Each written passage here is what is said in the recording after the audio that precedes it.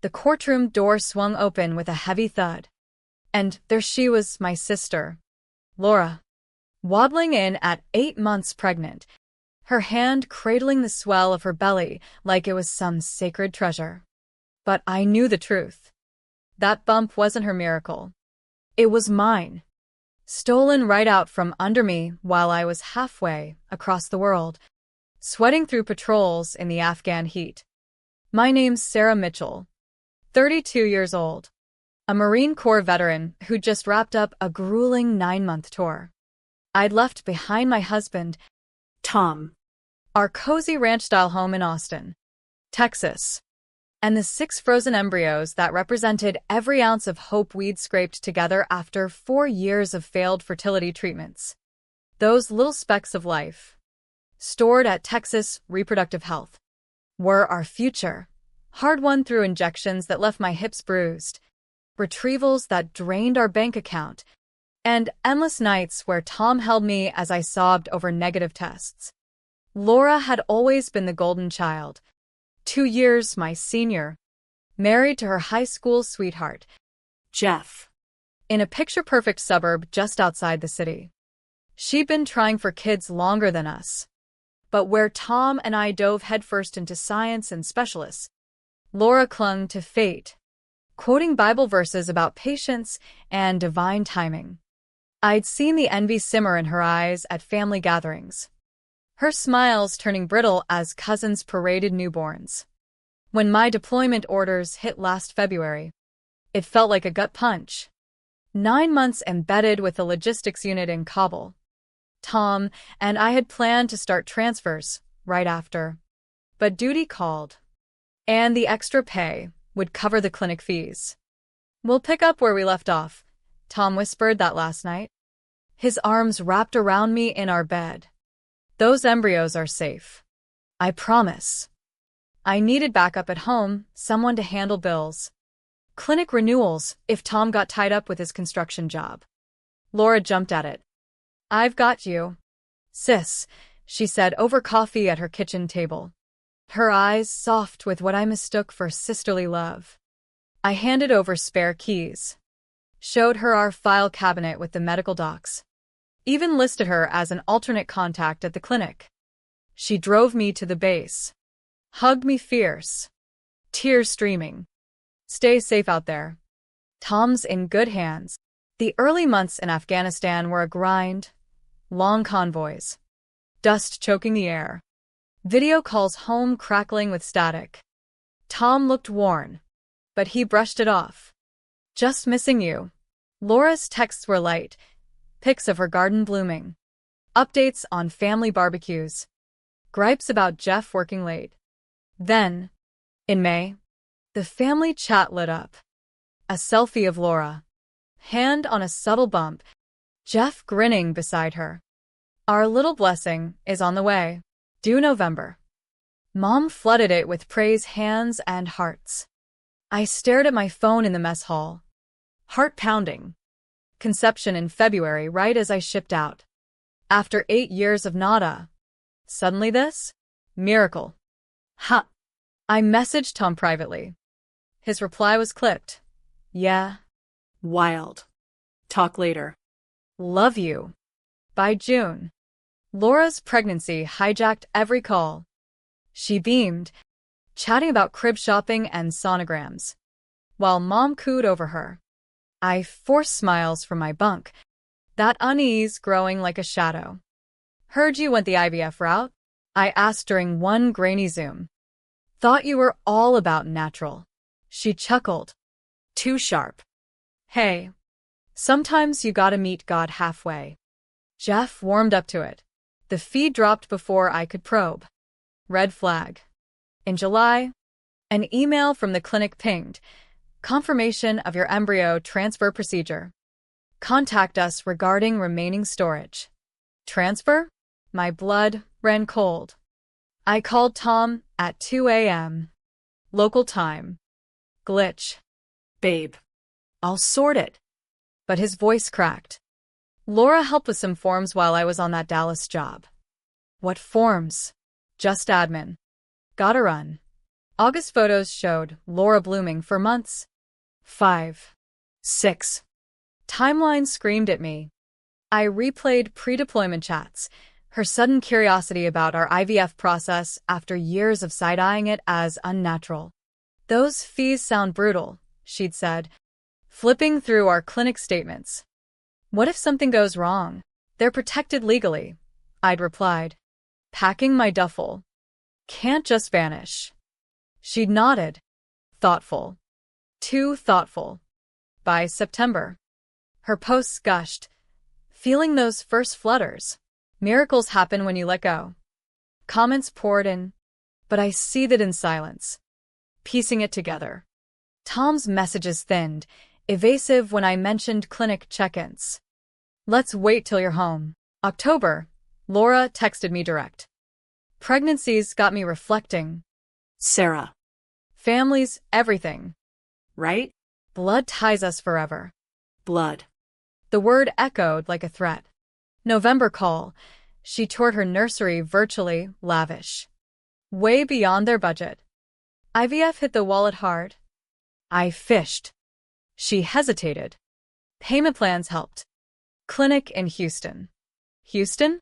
2 hours away when Austin had top centers? Long haul for scans. Worth it, she deflected. Jeff's aunt swore by them. Lies. I phoned every Houston clinic from base. None had her records. My tour wrapped November 10th. Flight home was torture.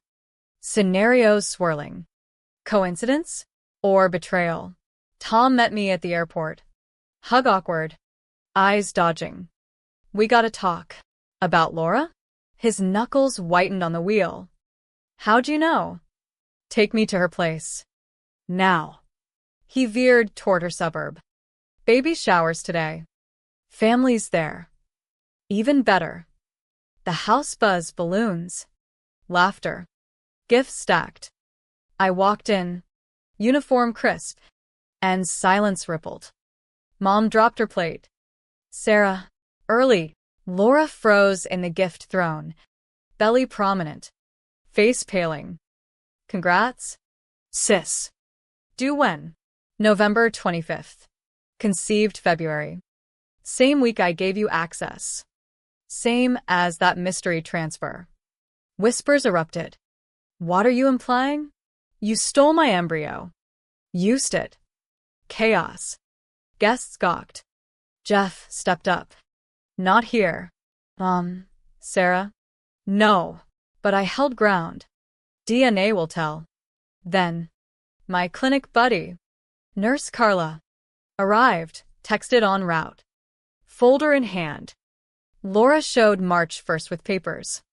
"Posed as your surrogate." "Surrogate?" Mom gasped. Laura crumbled. "You had 6. I took 1. Deserved a chance." Admission hit like shrapnel. "Stole my child." She sobbed. 8 years empty. "You got military coverage." "Unfair." "Unfair? You thief." Guests bolted. Families splintered. Jeff silent. Tom confessing. "She pitched surrogacy post your departure." I said no. "Didn't know," she forged ahead.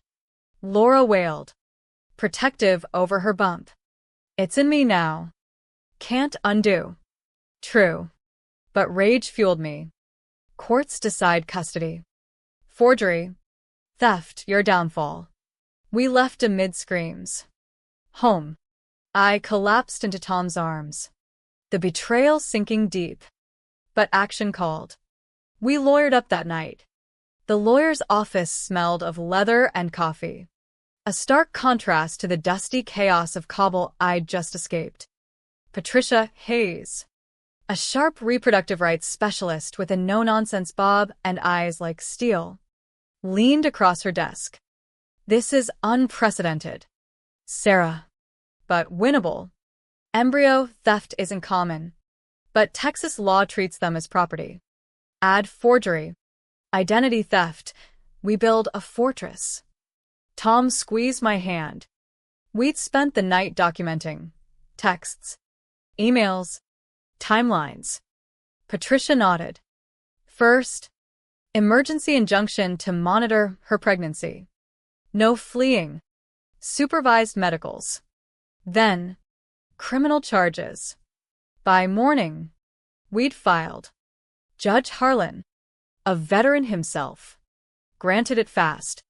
Laura got served at home. Ankle monitor pending if she balked. Family fallout hit hard. Mom called, tearful. How could you? She's blood. She stole mine. Silence. Dad backed us. Unforgivable. Aunts split sides. Laura's text begged. Please, Sis. let's talk. Blocked. Media sniffed it out. A local reporter at the courthouse. Marine's sister steals embryo hit Austin News. Support flooded from vet groups. Infertility forums. But trolls too. Share the baby. Family first. Laura lawyered up, claiming desperation. No harm meant. Her interview on local TV. I just wanted motherhood. Sarah has 5 left. Victim play. But evidence mounted. Clinic investigated. Security lapses. A tech. Brian Keller. Confessed. Laura bribed him $8,000 to greenlight the transfer. Faking surrogate consent. November dragged. Laura's bump grew in stolen photos online. I obsessed over what-ifs.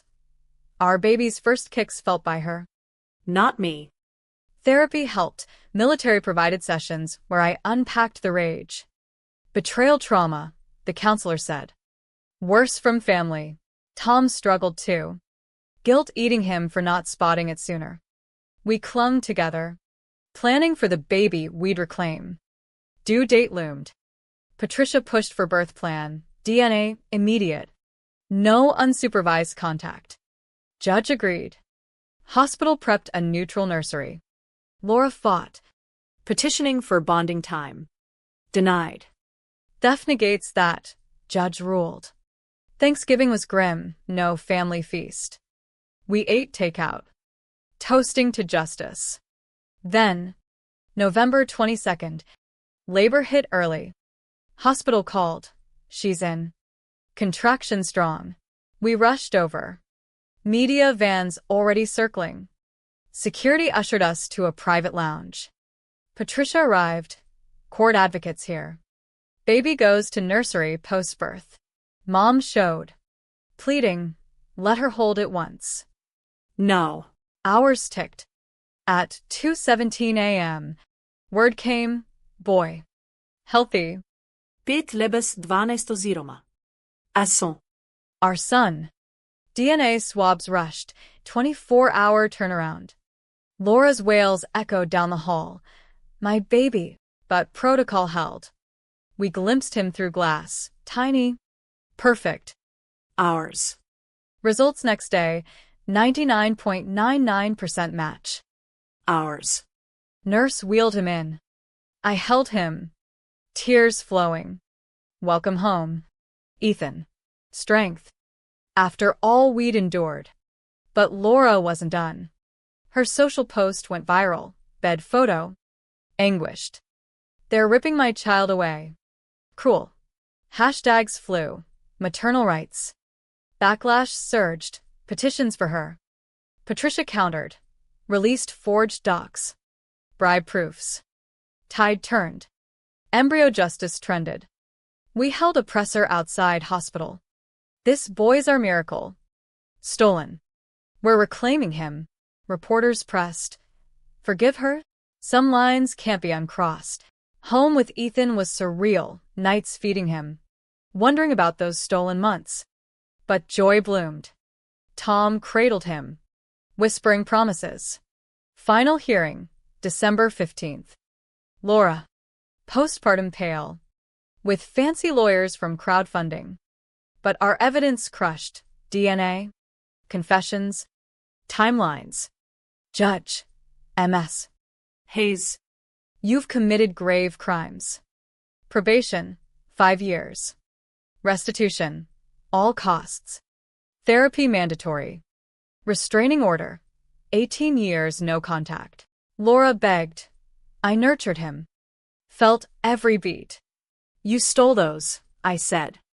Gavel fell. Outside. Media swarmed. I spoke. Betrayal tested us. But love won. Ethan cooed in my arms. Months blurred into a rhythm of new parenthood, sleepless nights. First smiles. The weight of Ethan's tiny hand in mine grounding me amid the storm. But the legal ripple spread. Texas Reproductive Health faced lawsuits from us and others exposed by the probe. Their settlement. Hefty sum for Ethan's college fund. Plus policy overhauls, biometric locks. Dual verifications. Brian Keller got 2 years probation. License revoked. Laura's life unraveled. Jeff filed divorce. Citing fraud. Can't build on lies, his statement read. She moved to a dingy apartment in San Antonio, scraping by on waitressing gigs to cover repayments. Public eye lingered. A national docuseries approached. Stolen beginnings. We agreed. But controlled terms, no sensationalism. Filming dug deep. Interviews reliving deployment doubts. Confrontation chaos. Airing spiked awareness. Clinics nationwide tightened protocols. I testified at a state hearing on reproductive security. One betrayal's too many. Support groups formed, connecting families like ours. But shadows crept. Anonymous mail. You're heartless. She carried him. Therapy unpacked it, PTSD layers from war and home. Tom and I leaned in. Date nights stolen amid diapers. Family fractures deepened. Mom visited sporadically. Torn. She's broken. Sarah. She broke us. Dad mediated holidays, separate gatherings.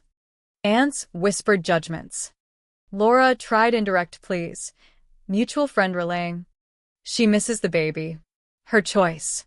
Ethan's first birthday, small party. Just us and close allies. He toddled. Cake-smeared grin melting me. That night, Tom and I talked transfers. Ready for siblings? Yeah. Our way. Clinic prepped remaining embryos. Extra safeguards now standard. Spring brought escalation. Laura violated probation, contacted mom about Ethan pics. Judge slapped fines. Extended monitoring. Her crowdfunding dried up post-evidence dump. Isolation hit her hard. Posts turned bitter. Then silent. I felt a pang, not forgiveness, but pity for her self-made ruin. Vet community rallied. Fundraisers for military IVF aid. Inspired by our story. I spoke at bases. Guard your dreams fiercely. Summer. Successful transfer. Twins on the way. Joy tempered by memories. Laura's theft stole my first pregnancy glow. But scans showed 2 heartbeats. Ours to cherish. Ethan kissed my belly. Oblivious. As bumps grew, parallels haunted. What Laura felt, but wrongfully. Therapy reframed. Reclaim it now. Tom built cribs. Painted nurseries. Family thawed slightly. Mom attended a scan. Teary. Proud of you. No mention of Laura. Fall hearing. Final restitution. Laura appeared gaunt. Lawyers gone. I regret everything, she whispered. Judge. Actions have costs. Ordered garnished wages. Outside. She approached, restraining order be damned. Sarah. Security intervened. Her eyes pleaded. I walked away. Ethan on hip. Home. Peace settled. Twins kicked strong. Life rebuilt. Scar stronger. The twins arrived in a whirlwind. Emergency C-section at dawn. Their cries piercing the sterile air like victory shouts. Mia and Lucas. Perfect mirrors of Ethan with Tom's curls and my stubborn chin. Holding them, the theft's sting faded further. Our family, Tom murmured. Eyes shining. Hospital days blurred. Nurses cooing. Friends visiting. No media this time. We'd gone private. Discharged to a home bursting with baby gear. Ethan's excited babble welcoming his siblings. But Laura's ghost lingered. Probation reports showed her spiraling, therapy skipped. Jobs lost. Mom confided. She's in counseling now. For real. Good for her. No bridge building. Vet events kept me busy, keynoting conferences on family resilience post-deployment. Betrayal teaches vigilance. Ethan's question started. Why no, Aunt Laura? Grown-up stuff. Pull. We love you extra. Twins thrived, Mia S. giggles. Lucas's grabs. Nights. I'd watch them sleep. Gratitude overwhelming the what-ifs. Winter. Landmark bill passed. Mitchell Act, named for us, mandating federal embryo security standards. I lobby ed indici. Ethan in tow. For all families. Media revisited. Where are they now? We shared selectively. Thriving. Advocating. Laura's side? Silent. Spring Park incident. Spotting her across swings. Watching kids longingly. Our gazes locked. She rose. Hesitated. Left. Relief washed me. No confrontation needed. Summer vacation. Beach trip. Kids splashing. Tom and I reflected. We won more than custody. Bonds unbreakable now. Ethan's 4th birthday. Big bash. Family reunited minus Laura. Mom hugged tight. You were right. Healing hints. But full circle came fall. Documentary sequel. Focusing reforms. Filming revisited pain. But empowered. Justice isn't just punishment, it's protection. As years ticked, Ethan grew curious about origins. At 6, we told simplified. You started with Aunt Laura helping, but came home to us. Questions deepened with age. Twins idolized him. Laura? Faded rumor. Probation ended. She moved west. Starting over. No contact. Our family? Complete. Forged in fire. Ethan turned 10 on a crisp Austin afternoon. The backyard alive with laughter. Friends chasing. Twins now 7. Orchestrating games. Tom grilled. I watched from the porch. Heart full yet shadowed by the decade's weight. The betrayal that birthed our fight had reshaped us. Stronger. Wary. But open to joy. That night, after cake, Ethan asked deeper. Why don't we see Aunt Laura? We sat him down. Age-appropriate truth unfolding. She made a choice that hurt us. Taking something ours. His brow furrowed. But she's family. Sometimes family breaks trust beyond repair. He nodded. Processing. Mia and Lucas listened wide-eyed. Their world untouched by the theft. Advocacy defined my post-Marine life. Board member for IVF security nonprofits. Speaking globally. Clinics worldwide adopted protocols, our legacy. Tom expanded his business. Funding scholarships for vet families. Mom passed unexpectedly at 68. Her while bridging divides. Letters to both daughters. Mine. Pride in my strength. Laura's? Unknown. But rumors said reconciliation please. I felt closure. Not curiosity. Teens brought new battles. Ethan's rebellion. Twins' dramas. But roots held firm. At 15. Ethan researched our story online.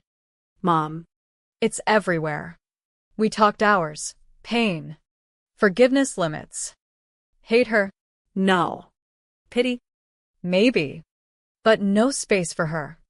He hugged fierce. You're the best. College loomed. Ethan pre-med. Inspired by our journey. Twins excelled in arts. Sports. Tom and I grade. But sparked anew. Empty nest plans. Laura resurfaced indirectly. Book deal announced. Her side. Publishers pitched collaboration. Declined. Reviews panned it as self-serving. Public dismissed. Our truth stood. At 18, Ethan got her contact from a cousin. Thinking of reaching out. My heart clenched. Your choice. Son. He met her once. Coffee shop neutral ground. Returned thoughtful. She's broken. Mom. Regrets everything. Does that change things? For me? Maybe visits. For you? No pressure. Wisdom beyond years. Years rolled. Grandkids arrived. Our home echoing anew. At a family reunion, first in decades, Laura appeared. Invited by cousins. Grade. Humbled. We nodded politely. No words. Ethan chatted briefly. Closure? Perhaps. But the scar reminded. Trust fragile. Justice essential. Our story echoed in law books. Cautionary tales. What lingers? The ethical whisper. Where does desperation end? Morality begin? In our case, love triumphed. But the cost, a sister lost, a family redefined, haunts like a quiet echo, questioning if any victory is truly whole.